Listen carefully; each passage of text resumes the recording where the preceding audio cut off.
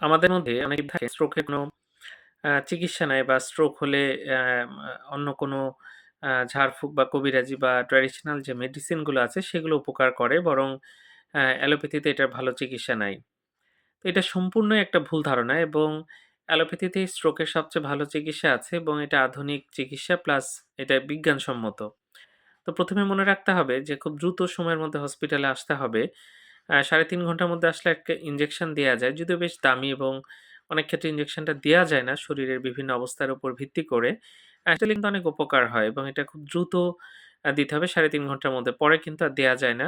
অনেকে ৪.৫ ঘন্টা বলেন কিন্তু আসলে যত দেরি হবে তত দিলে কার্যক্ষমতাটা কম হবে।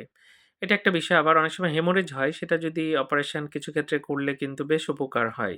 সুতরাং স্ট্রোকের কোনো সঠিক চিকিৎসা নাই বা স্ট্রোক হলে ট্র্যাডিশনাল মেডিসিন বা অন্য কোনো ঝাড়ফুঁক, কবিরাজি এসব করা যাবে। এসব করলে বরং আরো ক্ষতি হবে। আপনি আধুনিক চিকিৎসা নিবেন, মেডিকেলে ভর্তি হবেন অথবা একজন নিউরোলজিস্ট দেখাবেন। তিনি এটা আপনাকে কি করতে হবে সেটার ব্যবস্থা করতে পারবেন। ধন্যবাদ সবাইকে।